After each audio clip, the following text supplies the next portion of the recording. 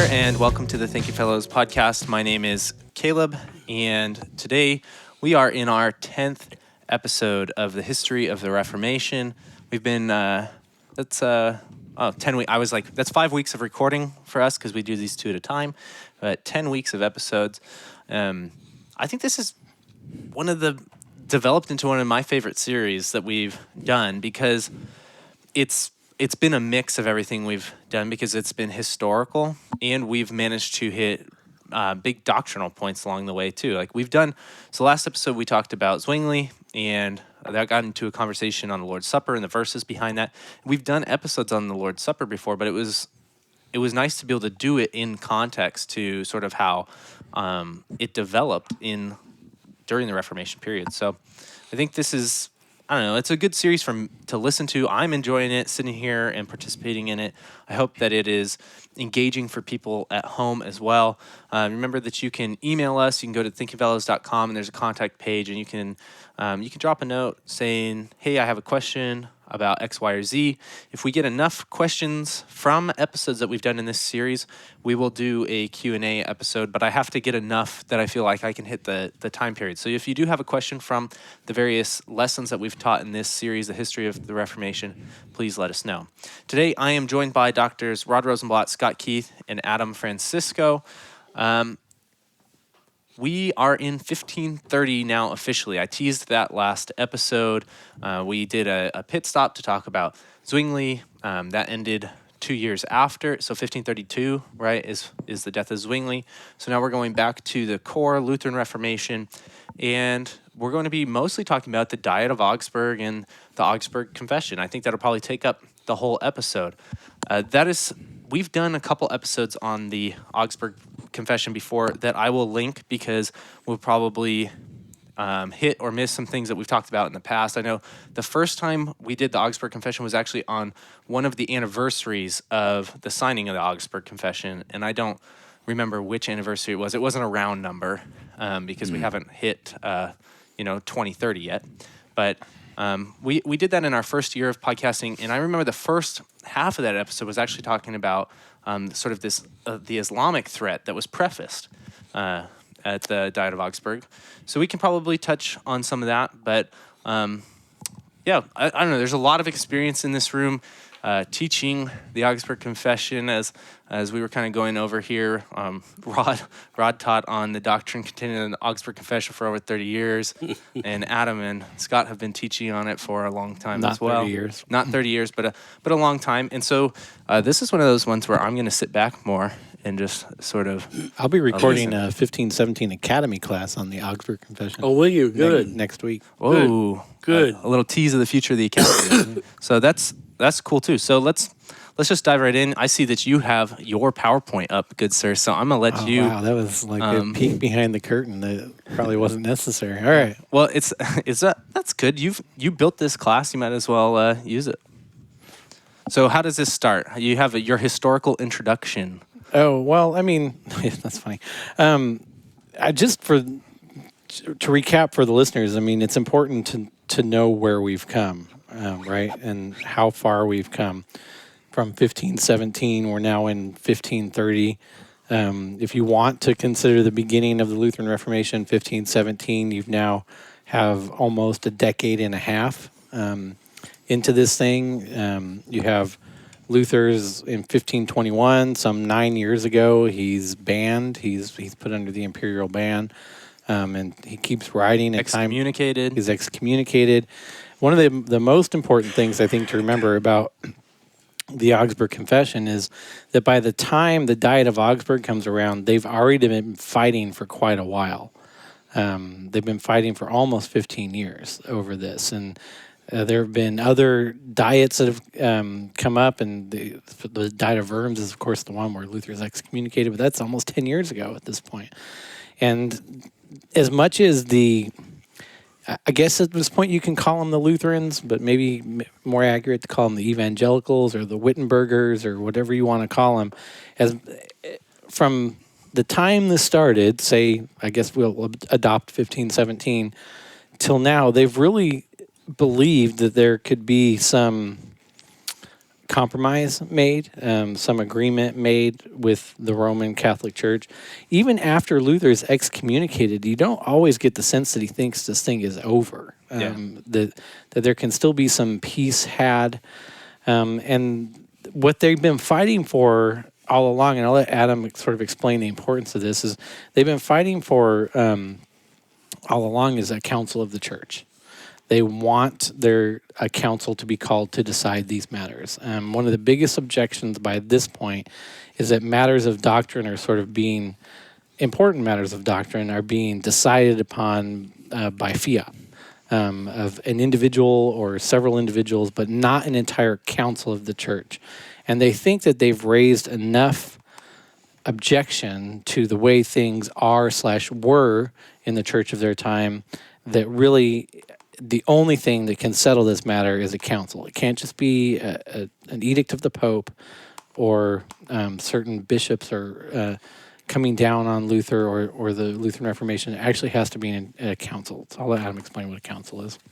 I got to take a drink of my colored I'll give water. you a second to get your breath there, Adam. But I've been doing some research for a book chapter, and one of the things I've come across are letters, a bunch of letters from Luther and Melanchthon during this period of time. And reading them, it's interesting because Luther just seems, and I could be reading into it, obviously, but just seems like tiredly frustrated. He keeps saying, well, he can't be there. Yeah, well, yet that, and he keeps saying, if they, Melanchthon asks him, how much should we concede? And he's like, we can't concede anything because they continue to show they can't show anything that they claim against us in the scriptures or in the fathers. They can't show any of it. And he just repeats that phrase over and over again. Let them show us to it in the scriptures. Do it. I dare you. And they can't. But he's frustrated, and in the system of the time at this point, especially since he's excommunicated, the burden of proof is on them. Yeah. So the church has the high ground. Yeah, and that seems why he's kind of so tired. Is he feels like no matter how many times they've documented why they believe that this is not a new doctrine, but the doctrine that the church has always confessed, and that it's just not being confessed currently. It seems to just be pushed off. And let's not forget the historical backdrop here. This is about 8 months after the siege of Vienna. So that's late September, early October of 1529. The Ottoman Turks since 15 teens have been pushing deep into the heart of Europe. And they were, for their up until that point, 150, 200-year history, unstoppable. Even to this very day, James Shaw from Georgetown University, Father James Shaw, refers to the siege and then later on, 1683, the Battle of Vienna and the Battle of Tours and Poitiers in 732 as sort of like those landmark battles where Europe could have been overrun by Islam. Mm-hmm. And so the Diet of Augsburg is called, at least in large part, I would add, to bring about Christian unity. So Luther's frustration isn't just based on theological principle. He's convinced at this point that Europe is going to be overrun. He writes two things. Hard for us to imagine, but you have to go back into the 16th century. You had to have this theological conversation if you were going to be soldiers next to one another on the field. And the 20th century person says, what? And no wonder. But in that day, it was incumbent for military reasons to get this ironed out. Well, assurance would be a huge deal for people who are about to go die for the sake of Europe and the church. Well, more than that, I'm not sure this is what you're getting at, Adam, but they need the princes on their side so the princes can gather together what we would call their militias, I think, and to lend them possibly to the greater effort if those Ottoman Turks are to make their way in further. Mm-hmm. And so as much as getting the laymen to all agree theologically is important because they're going to be the guy next to him, right? They got to get the princes and electors on the same page and to stop fighting over this so that they can have sort of one goal of defending Christendom against the Turks. Absolutely. And going back to the visitation articles from 2 episodes ago? Yeah, 2 or 3. One of there's a lot of it concerns theological and practice practice of Christianity, matters concerning that. There's one article towards the end of that, the visitation articles, that says it's just called "On the Turks," and essentially what it says is that it is certainly within Christianity to defend Christendom.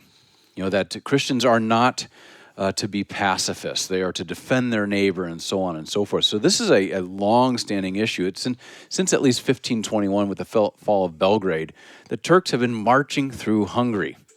They've converted the temple or the cathedral there at Buda and Pest into a mosque. They're now in 1529. There are contemporary historians have shown that the Turks were deporting Christians from the western side of Hungary to the east and replacing them with Muslim populations.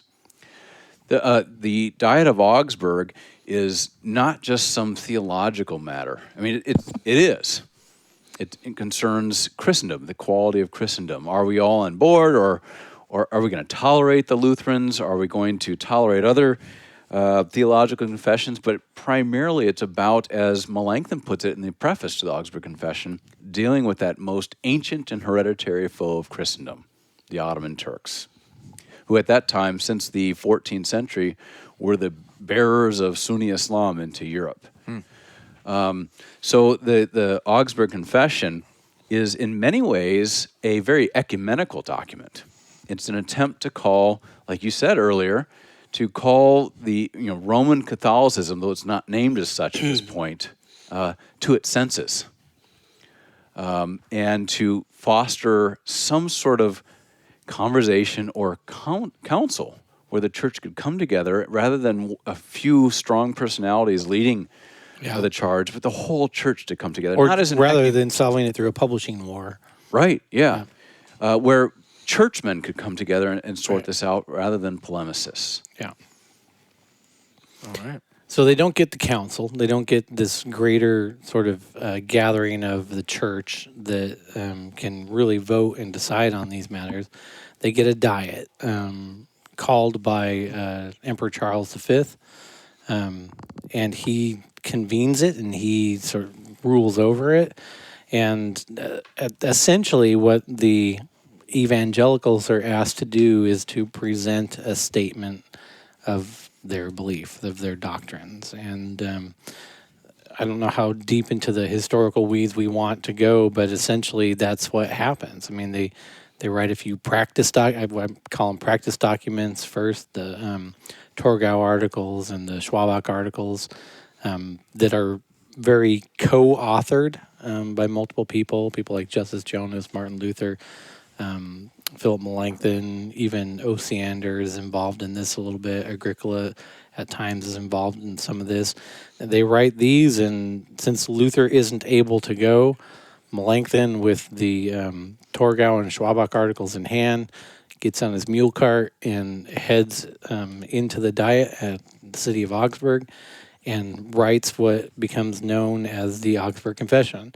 The whole time, Caleb, as you alluded to through reading these letters, corresponding back and forth with Luther as he's writing these, and even having the runner take drafts back to Luther so that Luther can read them over. There's a funny section in one of the letters where Luther it's like an old guy yelling at the mailman, like about how the courier thought it was more important to get some other government document over a couple cities over, and so his letter from Melanchthon was 3 days late, and how much grief it was causing him that he didn't know what Melanchthon was thinking, and he thought that Melanchthon had been ignoring him and all this stuff. It's pretty funny to read through some of it. Imagine if they would have had smartphones. Well, yeah. Text me back. Yeah. I saw you read it. You didn't like me on Instagram. That's funny. Selfie with the emperor. Oh, Lord. My favorite part of this is just sort of as it all comes together. Melanchthon is never confident. Let's say that. Yeah. He's just not a confident guy when it comes to this kind of thing. And it finally takes one of those letters from Luther where Luther essentially says, I could not improve on this, to convince him that what they had done and what Melanchthon now has and the document of the Augsburg Confession is good enough to hand over to the emperor and to have read. It's an interesting thing. The Augsburg Confession is not well received at the time by the. Is it okay if we call them the papists? I'm struggling Yeah, with the word. By the papists here is not well received, and I think it's hard for people to understand how devastating that was to Melanchthon, just because of they really, I don't know why, but they really kind of talked themselves into the idea that they were this time going to get a fair reading. They thought that was going to happen at Worms. It didn't happen at Worms. It didn't happen a couple other places where they thought that was going to happen. But this time, for whatever reason, when reading the correspondence, you really get the sense that they thought they were going to get a fair hearing this time. And when they don't, they're not happy. Well, and that's why in the reading that I've seen too, like one of Melanchthon's questions to Luther is how much should we concede? And you get the sense that he really is. This isn't just them taking a stand. He really is trying to come to some sort of agreement. And Luther basically tells him, you can concede anything that doesn't compromise the gospel and the justification. But you get the sense that they really, like you said, they really are trying to come to some sort of agreement, that they want the fighting to stop. I don't know if it's important to point out, but that ends up becoming a question that Melanchthon asks his whole life. How much should I concede? Yeah, and the answer always comes back the same. You can concede anything that doesn't compromise the gospel. The question always then is what compromises the gospel and what doesn't. And when you don't have agreement on that, you can land on a lot of opinions on Melanchthon of whether or not he actually struck that balance in his career based on what the individual scholar or person or reader thinks does or does not compromise the gospel. Yeah, whether he got that right, the amount of compromise right or wrong every time, which is certainly debated. The fact that he's asking that question so often and so much is sort of telling of the personality difference between he and Luther, who seems to never be asking that question and just sort of, writing the truth in full force. Where Melanchthon's like, okay, we've discovered the truth, but how much of it do we really need to agree upon? Like, he's like, you and I can just know the full truth, but maybe if we could come to like a 60% agreement with Rome, this would be okay. Yeah. That's a sort of a description of Melanchthon's insides. It really is. Yeah. He's really a, I don't know even how to say it. Tepid? Yeah, conflicted. Well, Luther insinuates that he's afraid of dying, that he's afraid of being killed for the cause. You could see that. And that in the letter, Luther says, what do we have to lose? They could kill us, Yeah. but the Holy Spirit will just draw new people up. It's the church. Yeah. And that's what I saw is he's insinuating that Melanchthon is afraid to die for the cause. It could be true. Interesting. At any rate, so they get this thing together, June 25, 1530. It's read, and I love the account. This is out of Bente, which I don't usually love. Quote but, unquote read. Yeah. But the account that Bente gives is that it's read by the person with the loudest, deepest voice they could find, which was Dr. Bayer. And he reads this, and the challenge for Dr. Bayer was reading it so that it could not only be heard over the emperor's snores, who seems to have slept through the entire reading, but so loud that it can be read outside. Can be heard outside. Could be heard outside, yeah. And this later shows to have been important because after reading, they physically hand over the text of the Augsburg Confession, the paper that it's written on, to the emperor and the authorities, and they never get it back. Rome's like, yeah, we'll just keep this. Yeah, they never get it back. There's a myth that it's in the Vatican somewhere. I think it is, but they don't get it back, and it's reproduced, and it's reproduced on the basis of Melanchthon's memory, which I'm sure was quite good.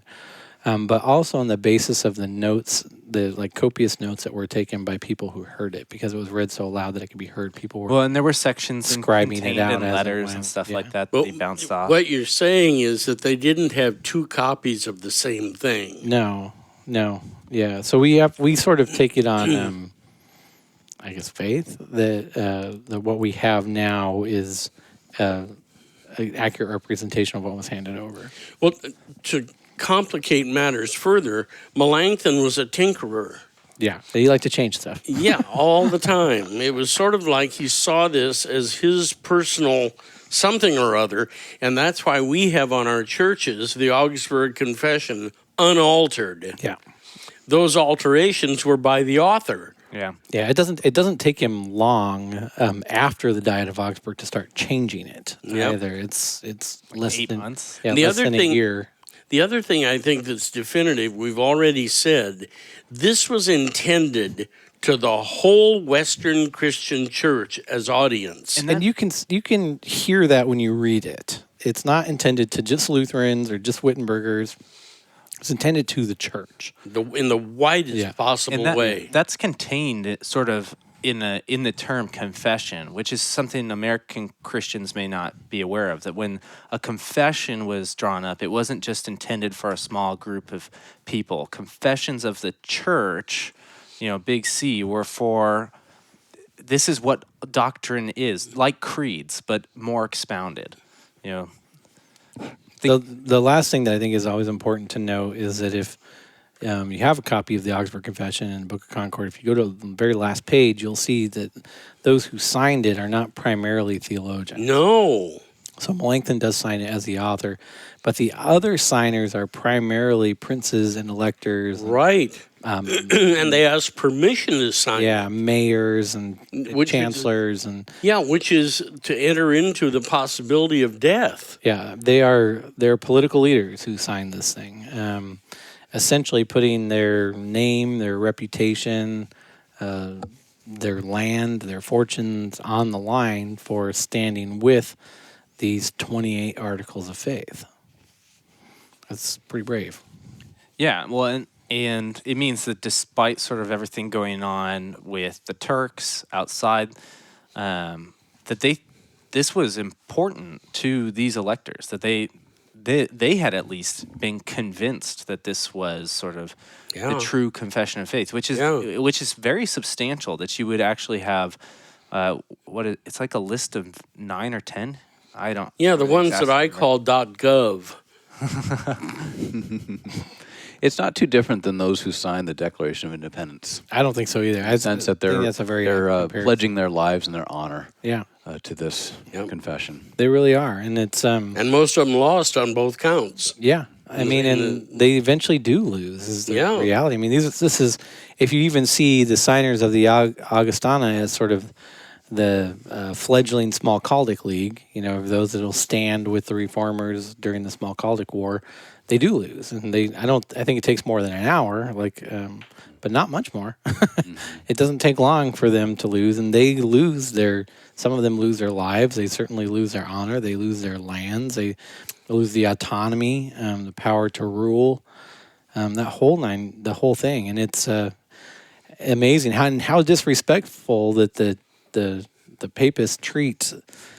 I mean, they come in good faith and present their articles of faith on the basis that they would at least be debated, right? That if you disagree with Article 14, well, let's debate it. And that's just not what happens. I mean, they take the confession, they have their the papists have their theologians look it over, and they prepare an immediate refutation, which is called the confutation of the Augsburg Confession, and just outrightly reject all of it, which is crazy because there are articles in there Right out of the creed. that are right out of the creed. The first 3 articles are basically the Yeah. Apostles' Creed. Right out of the creeds, and 2, especially in some of the last 7 articles. I mean, they're making a point to say some things that the church is doing right in some of those too, and for it just to in total be just outrightly rejected is kind of nuts. You wonder if they even read it. You wonder if they even read it or heard it. I mean, obviously the emperor was asleep apparently, and so it's just. Yeah, they're just not treated well. Yeah, the Confutation should have been, from the day it was written, an embarrassment to Rome. It was. Never should have been written like that. No, it was. And it was widely regarded as an embarrassment to the people involved, which is why when Melanchthon, we're not doing the apology here, but when Melanchthon so carefully answers the Confutation with the apology, it's so embarrassing. It's such a thorough response that it's embarrassing to the Roman Catholic theologians of the time who were involved with the Confutation. I mean, many of those doctors of the church, there's not much traction for them after this. It's kind of interesting so the Apology is 1531, so just 1 year later, and how much bigger it is, right? That how much more Melanchthon could expand on each of these that he you kind of do see why he was back and forth with Luther and the people at Augsburg so much on this. Well, you get Melanchthon trying to be nice in the Augsburg Confession, and you get Melanchthon pissed off in the Apology. Yeah. It realizes it's not going to have any effect whatever, might as well declare the whole thing. Maybe when he wrote the Apology, he didn't ask, what should I concede? Right. He really doesn't. One of the biggest criticisms of the Apology as a confession is that it's not a document of the church. It's a document written exclusively by Melanchthon. Now, there are some claims of the Augustana that it's not exclusively written by Melanchthon. I don't think those are right. But you can definitely see influence of multiple theologians in the Augustana, and through Schwabach and Torgau and all that. You can see that in its correspondence with Luther. That's not the case with the Apology. He is commissioned to write the Apology as a solo endeavor, and he does it. And it's That's solid. Melanchthon at his best. Yeah, that's Melanchthon at his best. Okay, so what are the big deal articles in here that are not going to be? So in the Apology, you get ones that are more agreed upon with Rome, right? Like so. Should I read the list? Yeah, 1 through 3 is God, original sin, the Son of God, justification, the office of the ministry, the new obedience, the church, what the church is, baptism, the Lord's Supper, confession, repentance, the use of the sacraments, order in the church usages, civil government, the return of Christ to judgment, freedom of the will, the cause of sin, faith and good works, the cult of the saints, both kinds in the sacrament, the marriage of priests, the Mass, confession, the distinction of foods, monastic vows, and the power of bishops. Those are the big categories. And so there's a couple in here that I hear that are probably based on the experience here going to be agreed upon. Articles like God, original sin, Christ. Not on original sin. Oh, that's true. That's true. That's right. But then you hear justification. So we know that's a big one. In the Apology. Article 4. Yep, Article 4. On free will. Well, that one's probably going to be an issue based on our experience with the bondage of the will. Church order, monastic vows, things that Luther has already sort of eradicated in Wittenberg. Those are all going to be issues. So I'm going to just nerd out for half a second here. This is 1530. The original version of the Loci Communes is 1521, right? We did a show we've done probably 10 shows on that, and we've talked about the fact that in 1521, when Melanchthon first writes this ordering of topical theology, that he follows the order in the book of Romans, which essentially starts with sin and moves to Christ and redemption and so on, right? And the later versions of the Loci Communes, this changes, where he starts more classically with doctrine of God and that type of thing. You can see that change already happening a little bit here in the Augsburg Confession, where his first article is God, then his second article is original sin, then the third article gets into faith, and then the fourth article, by Article 4, you're at justification. This is a significant in-between time in the way Melanchthon thinks about theology, where you can see him making a more classic argument that's creedal in nature that they would recognize, but also one that leans heavily front-end loaded on the person and work of Christ and how that the personal work of Christ is a benefit to you through justification. You also get, by Article 5, which is the office of the ministry, then Article 6, which is new obedience, and Article 7, which is the church, and 8, and what is the church, is you get this, what becomes, I think, very Lutheran means of grace oriented theology, where we're going to get to Christ as fast as we can, right? I'm going to tell you there's a God, right? He created all things, that you fell into sin and that you have a need for a Savior. By Article 3, we're talking about your Savior. By Article 4, we're talking about your salvation. By Article 5, we're talking about the office of the ministry, right? So how does one actually personally encounter that Savior? Well, by the office of the ministry, by preaching in the sacraments, right? That's how one personally encounters that. And then how does one live the Christian life in 6? Well, can I stop at the office of the ministry real quick? Because just skimming it and having read it before, it's interesting there, because if you read it, it's just means of grace, right? It's not really about pastoral qualifications. No, it's just to obtain this, because if you back up to 4, you're going to hear in justification, we cannot obtain forgiveness of sins by our own merits. We receive forgiveness of sins by grace, propter Christum, for Christ's sake, through faith, right? And then next you're going to get, well, how do we get this faith? If this faith is part of it, how do we get this faith? Well, God instituted the ministry. That is, he provided for the proclamation of the gospel and the administration of the sacraments. It's just means of grace stuff. Yep. Time and time again. This orders the Augustana away from, I don't even have the power of the church to say, you're saved, you're damned, to being sort of the ones that God has called to simply hand over the goods. And it's a dramatic shift in the way the church thinks about itself, and it happens early in the Augustana. Like, there's 28 articles here. This is said and done by Article 5. That's significant. If they are like we are today, people probably aren't getting, just because people don't like to read, they're probably not getting past Article 10. So, having this early on is important. Not to mention the last 7 articles are sort of, I like to call them, if you're not a Lutheran and you read the Augsburg Confession, it's probably the first 21 articles that are most important to you, because the last 7 have very much particularly to do with matters that are in dispute between the evangelicals and the Roman Church on Earthly, not as primary things. Sorry, I told you I was going to distinction nerd. of foods, Yeah. whether you can eat sausage in Right. Lent or not. yeah, fasting and the like. So that's my nerding out. So. No, I mean, I agree. I think that how quickly we jump into it is interesting. I also think there is work to be done on sort of watching Melanchthon's organization of theological topics change, and the Augsburg Confession, like you mentioned, is it's not a crazy change from 1521, but it is there. The way It is there, and by the time you get to the next edition of the Loci in 1535, it's really there. Yeah.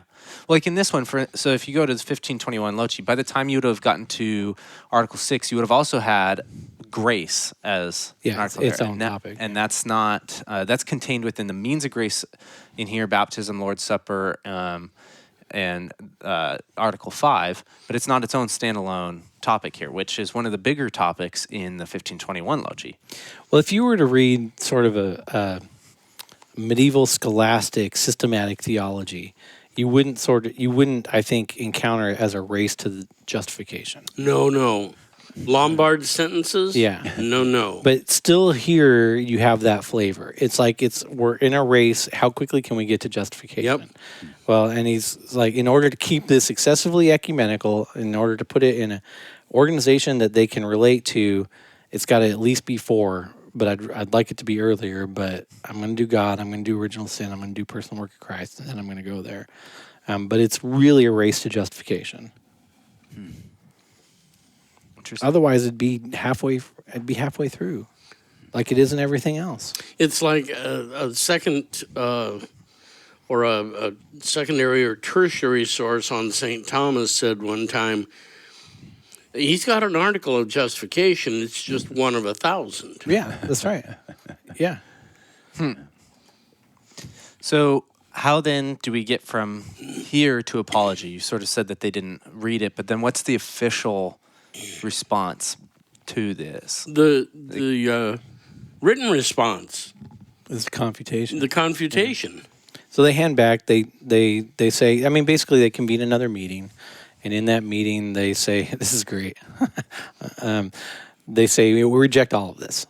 I just out of hand. All of this is rejected." And they're like, "Everything. It's all rejected." So you don't believe that Yeah, there's it's like, what about Article 2 here, which is simply that Jesus is Or Article Jesus. 3. Yeah. Yeah, Article 3, and then they're like, no, we reject it all.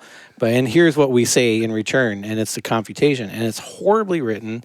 It was written in a rush. They got sort of their best couple theologians together, and they do a poor job of it, and they read it out loud to the gathering, but don't hand over the printed document and say, Don't want them to keep it. yeah, and say, now if you are to be Christian, you will all subscribe to this confutation and not that Augsburg Confession. And so again, they're left with a choice. I mean, it's kind of like the here we stand moment for Luther. What do we do? So they don't. And so what they ask for is an opportunity to respond to the confutation. Essentially, it's denied. It's not granted. And by the time that Melanchthon does write the Apology, which is in a sense a response to the confutation,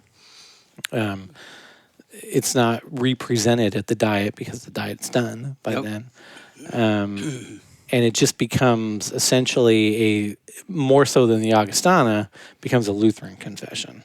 Mm-hmm. The beauty of the Augustana is it's a confession for the whole church. Yep. And it really was intended to be that. Yep. The Apology more so is a Lutheran confession. Melanchthon is commissioned to write it as a response to the confutation. Now, these note takers come in handy again for the confutation because they're still there as it's being read, and they manage to jot down what is essentially a full copy of the confutation, which you can read in documents. Oh boy, it's the Sources and documents. sources and context of the Book of Concord. The bookofconcord.org has hyperlinks to the confutation as well. Yeah. I think they underestimated how much Lutheran students could write down and republish without their professor's permission. No kidding. how much expertise they had in They should have asked literally Melanchthon writing. about that. Yeah. Did what? I wish we had. Maybe they are. Could you imagine being they- Melanchthon and you're walking down the street of Wittenberg and you stop by the bookseller stand and all of a sudden you see a book There's with a book by you. by you that you didn't write. What the heck is this? Well, nowadays you'd be asking, "Am I getting paid for this? Yeah. Where did that come from?" Well, cool. I think that. I mean, obviously, we have. What I'll do for this episode is I will link up some of the past episodes we've done on this because. There was episodes where we just dived into topics, and we've done that. And so I think we did 4 other episodes touching on the Augsburg Confession, or I think we did Article 4 in the Augsburg Confession and the Apology once before too. So I'll try to link up all those episodes because this one was obviously more within the historical context of what we're doing here. I think it was a good episode.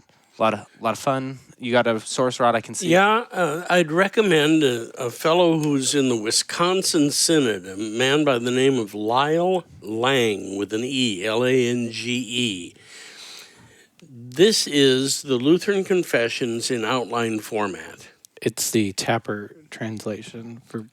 Could be. It is. Yeah. Lyle Lang, and it's the Lutheran Confessions in outline format.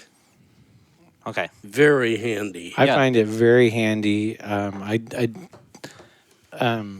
those, I'm just nerding out a bit again, for those who have sort of one of the 2 current versions of the Book of Concord, it's not that one. But the version that it's out of is a very readable version. And I think good. Yeah, and so it was read originally, Tappert version, and the letters that I'm been talking about too. I'll put the book that those are in, and those are actually translated by Tappert as well. So yeah, I think it got a lot of heat, especially when the new Kolb Arndt translation was coming out. But I think it's a fine translation. Well, great. So if you are liking this, and Dr. Key talked about an academy lecture that he's going to be doing. I have no idea when it's coming out. Yeah, but now is a good time to just sign up for the academy in general so that you get emails about when that stuff comes out and updates. So right now in the 1517 Academy website, you can go to 1517.org/academy or just the regular website and click the Academy tab. There are Dr. Rosenblatt's lectures on Galatians, 2-part Academy lectures there. Well, it's more than 2 parts, but 2 different Academy lectures that we've compiled there with notes and quizzes and the like. And then Dr. Francisco here has an apologetics course in there that I forget how many parts it is, but again, it's got notes, reading, 5 parts, notes, readings, and quizzes. And right now, Dr. Van Voris has a short history. It's called a Short History of the Reformation series in there as well. And we're continuing to produce those. So if you go, you can dive into those. They are more interactive than a podcast. So the lectures are broken up into sort of digestible video sections followed by questions. One of the things I like about questions is not that you need to get a grade on here, but it tells you what material the lecturer thought was important takeaways. So you can listen to a podcast like ours, 45 minutes, get a lot of information, remember some of it, but by actually being sat down and asked to recall a little piece of it can actually be helpful for you as you continue to read and study and think, oh, hey, okay, this is what they thought was the most important part of this. So please do go check those out. Again, 1517.com/academy. Find the Thinking Fellows there, as well as every other podcast produced by 1517. Thank you for listening to this episode. We'll catch you next time.